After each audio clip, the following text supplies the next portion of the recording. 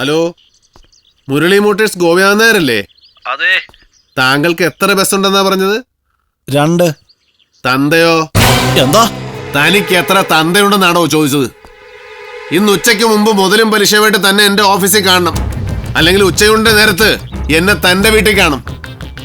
തന്തയില്ലായ്മ പുരുഷോത്തമനോട് കാണിക്കാൻ നിൽക്കല്ലേ? അത് പുരുഷു, ഞാൻ കുറച്ച് ദിവസം കൂടി എന്നെ ഒന്ന് വാർത്താനം നിർത്തണോ ഏരപ്പേ? കാശ് കൊണ്ടുപോയി നക്കിയിട്ട് കണ്ണീരിന്റെ കഥ പറയാൻ നിൽക്കല്ലേ? തന്റെ ഭാര്യ ശ്രീദേവി ഗോപിനാഥന്റെ ചെക്ക എന്റെ കയ്യിലിരിക്കുന്നേ. ഭാര്യ കോടതി കയറുന്നതും ജയിലിൽ പോകുന്നതും കാണണോടോ എനിക്ക്? കാണോ? ഒക്കെ നമുക്ക് ഉച്ചക്ക് തീരുമാനിക്കാട്ടോ. എന്താടാ? ഞാൻ പറഞ്ഞ പയ്യൻ ഒന്ന് കാണാൻ വേണ്ടി. അവൻ എന്നെ കാണോ ഞാൻ അവനെ കാണോ? അയ്യോ, അവൻ അണ്ണനെ കാണാൻ. എന്നാ വന്ന് കണ്ട് സന്തോഷിച്ചു പോകാം. ചെല്ല് സന്തോഷര്.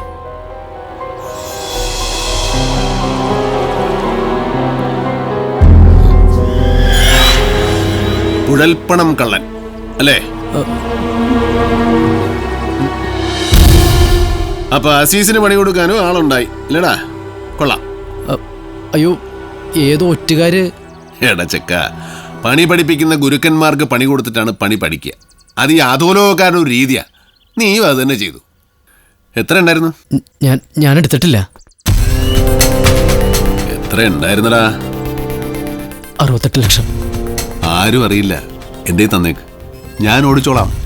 മാസാമാസം നല്ലൊരു സംഖ്യ നിന്റെ അക്കൗണ്ടിലെത്തും. നാട് വിട്ട് എവിടെയെങ്കിലും പോയി ജീവിച്ചോ.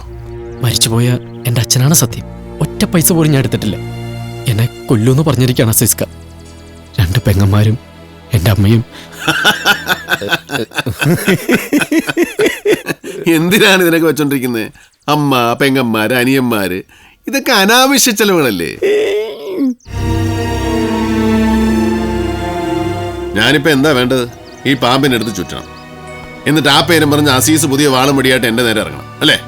എനിക്ക് ആരുമില്ല. അതിപ്പോ എല്ലാരും അങ്ങനെ തന്നെയാ. ആരും ഉണ്ടായിട്ടും വലിയ കാര്യമൊന്നുമില്ല. 10 കാശ് കയ്യിലുണ്ടെങ്കിൽ ആരുടെ ആവശ്യം വരില്ല. കാശുണ്ടാക്കാൻ പഠിക്കേ. നിന്നെ കൂടെ നിർത്താൻ പുരുഷോണ്ണം തീരുമാനിച്ചു ഏകദേശം ഉറപ്പായി എന്ന് പറയാറായിട്ടില്ല. ഓ, വെച്ചോ. വാങ്ങടാ. അരഞ്ഞോണം അല്ലെങ്കിൽ ഫോറിൻ ബാച്ച്.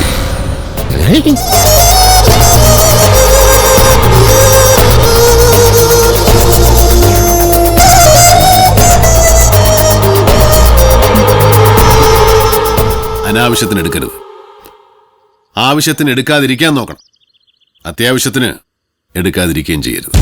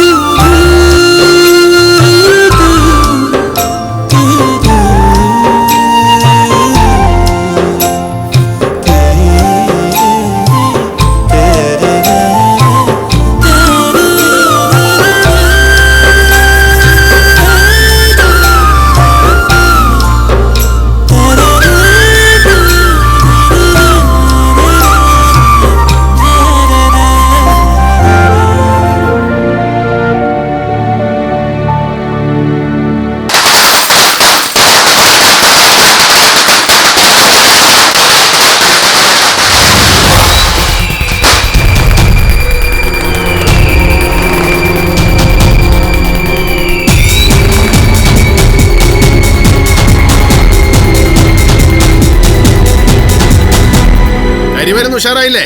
ഹേമന്ത് ഭായിക്ക് നമ്മുടെ വക ഫ്രീ.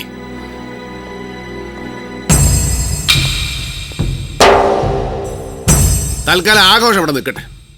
എന്നിട്ട് എന്റെ കാര്യത്തിൽ തീരുമാനമാക്കണം. എന്നെ ഇവിടെ നിന്ന് വൃത്തിയായിട്ട് പറഞ്ഞേക്കാം. എന്നിട്ട് ഗാനമേളയെ, തിരുവാതിരക്കളിയോ കോൽക്കളിയോ എന്താ ചായ്ക്കോ.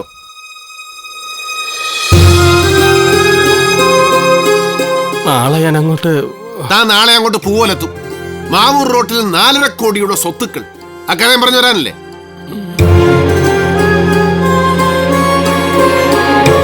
താൻ കേസി തോറ്റ വിവരം താൻ അറിയുന്നതിന് മുമ്പ് ഞാൻ അറിഞ്ഞു ഭായി. ഞാനാരാ വിളവൻ.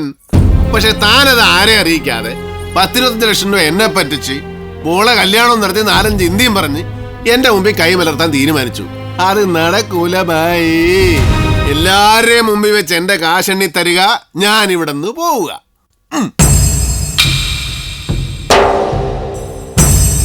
ചേട്ടന്മാരെ, മൂടുപോയ ബക്കറ്റിൽ വെള്ളം കോരുന്ന പിരാന്തന്മാരാ നിങ്ങളിപ്പോ.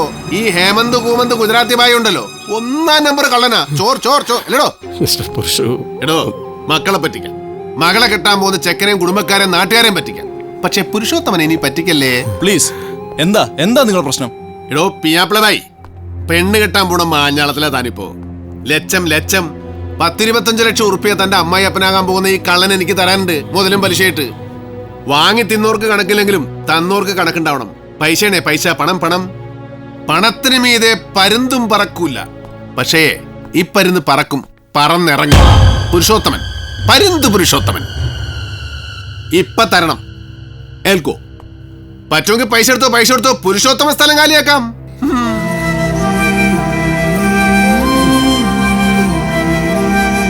എന്താ ഇത്? തോറ്റു. ശരിയാ, തോറ്റു. എന്നാ പിന്നെ ഞങ്ങളോട് എന്തിനാ ഇമ്മാതിരി ഒരു ചതി ചെയ്തത്? ചോദിക്ക്. നിങ്ങളൊക്കെ വലിയ ഗാനമേളക്കാരല്ലേ, തമ്മിൽ അറിഞ്ഞിരിക്കുന്നത് നല്ലതാ ഭാവിക്ക്. You shut up. കുണാണ്ടേ, ഇംഗ്ലീഷിന്റെ ട്യൂഷൻ നമുക്ക് പിന്നെ എന്നെ ചൊറിഞ്ഞാലുണ്ടല്ലോ തന്റെ വീട്ടിൽ വന്ന് ചൊറിയും ഞാൻ. എന്റെ ഏട്ടനെ തൊട്ടാലോ. നാളെ കാലത്ത് 10 മണിക്ക് എനിക്ക് തരാനുള്ള കാശുമായിട്ട് താൻ എന്റെ ആഫീസിൽ വന്നിരിക്കണം. ഇല്ലെങ്കിൽ താൻ എനിക്ക് പണയം വെച്ച വീടും സ്ഥലവും പിന്നെ പുരുഷോത്തമന്റെയാ. പിന്നെ താൻ എവിടെ കിടക്കണം, തന്റെ സുന്ദരി കോതമാര് മക്കൾ എവിടെയൊക്കെ എങ്ങനെയൊക്കെ കിടക്കണമെന്നോ ഞാൻ തീരുമാനിക്കും.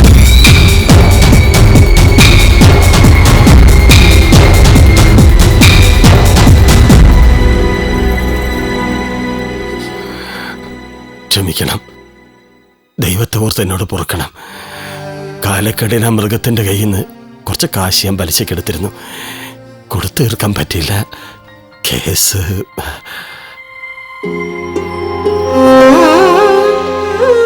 ഈ വീടും സ്ഥലവും വിറ്റിട്ടായാലും അവന്റെ കടം ഞാൻ തീർക്കും. നമുക്ക് നമ്മുടെ ബന്ധത്തിനൊന്നും സംഭവിച്ചിട്ടില്ല. വരൂ, ഡിന്നർ കഴിക്കാം, മറ്റൊക്കെ മറക്കാം. തൽക്കാലം ഇവിടെ വെച്ച് നമുക്ക് എല്ലാം കൂടെ മറക്കാം. ഇങ്ങനൊരു ആലോചന നടന്നിട്ടില്ല, ഇങ്ങനൊരു കല്യാണ നിശ്ചയം ഉണ്ടായിട്ടുമില്ല. ഇനി അതിന്റെ പേരും പറഞ്ഞ് ഒരു തുള്ളി വെള്ളം പോലും ആരും ഇവിടുന്ന് കുടിക്കാൻ വേണ്ട. ഒക്കെ അങ്ങോട്ട് മറക്കാം. വിനീത്, വാ പോവാം. ഒന്ന് വണ്ടി കയറി.